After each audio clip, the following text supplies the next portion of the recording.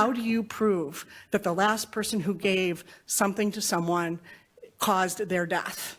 It is a problem. These kinds of mandatory minimums deter the people we want to deter. They deter the big dealers. They deter the cartels. Well, after taking the weekend to think it over, the Judiciary Rules and Administration Committee came back to the hearing room Tuesday to talk about it some more. But they eventually came to a conclusion on House Bill 406.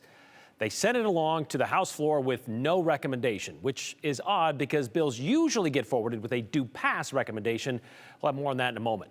House Bill 406 does two things. First, it adds fentanyl to the list of drugs in Idaho that carry a mandatory minimum sentence. Secondly, the bill creates the crime of drug-induced murder, which means if you supply fentanyl and it kills that person, you can be arrested, charged, and tried for murder. Andrew Bartline followed the committee hearing today and earned, well, you heard 2 more hours, or 2 or more, I should say, more than 2 hours of testimony and discussion today. Yeah, and it was a lot of back and forth, a lot of people trying to understand the exact language of the bill. I guess 4 hours of testimony couldn't quite hammer that out. So there's a lot of nuance with it and a lot of concerns and questions for the bill sponsors as well. Some of the strongest line of questioning and pushback came from what lawmakers call the balance of power. Now, this bill grants the government the ability to prosecute drug trafficking without proving the intent to sell. They say the quantity alone is the intent, but also to charge someone with murder without proving intent to kill. We are dealing with a fundamental right, liberty. We are dealing with a criminal justice system that is based on separation of powers where every branch of government is involved. This bill reshuffles the deck as far as the balance of power and the checks and balances goes. If and as this passes, our prosecutors and our law enforcement, you will have just been invested with more power and more authority, and you are being trusted to be wise stewards of it. We are not going to fix this problem by passing this bill. There's a deeper problem of moral decay in our society, and only the churches and the families are going to fix this problem. And I do believe this bill will create some more problems. Lawmakers questioning the bill also had 2 recurring concerns that didn't seem to get fully satisfactory answers. First, a minor can be tried as an adult for murder under that clause. And second, a mixture of fentanyl with other substances, well, that whole mixture, the whole weight, will be treated as if it is all fentanyl.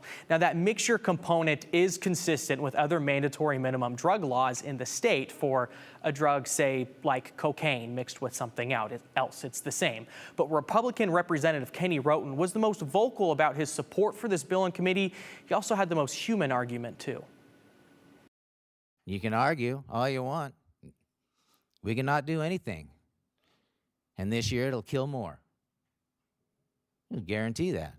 I'm pretty sure I can guarantee that. Up to us, up to you. It's very clear. The thresholds are very high. I don't think we're going to ever get a user. We're going after that guy with the 10,000 pills. We're getting lost in the weeds on these distractions on users. Focus on what we're trying to do. We're going to keep people from dying. If we don't move on this, we're going to go lax on this.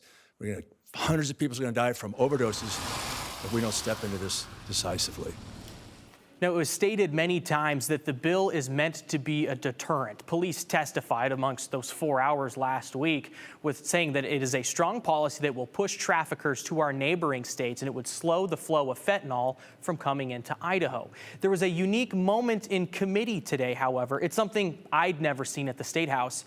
Lawmakers, one after another, sort of sharing their hearts during discussion, seemingly asking for forgiveness and understanding from I don't even know who. And Republican Representative Heather Scott kind of broke the fourth wall, gave us an idea as to why. There's so many aspects of this, and then when you tie in what we have dealt with, some obviously since summer, but for the last 2 weeks, I'm embarrassed at some of the things that have happened surrounding this bill. And I'll just leave it at that. This bill has weighed on my conscience because I want to get this right. It's not an easy vote sometimes because we do harm people in this work. I don't want anybody going to prison. I try every day to keep them out of there, to do what I can. But in this case, I'm the support. And it is an election year, as we all know, and that's the time where things get ugly. So it's very hard. Anyone that votes against this bill, there's, you know, it will be spun. Maybe if each of us hearing this or in this room would do our part to not be those people, I think it'd be a better world. Did you read between the lines there, Brian? Yeah, a little bit.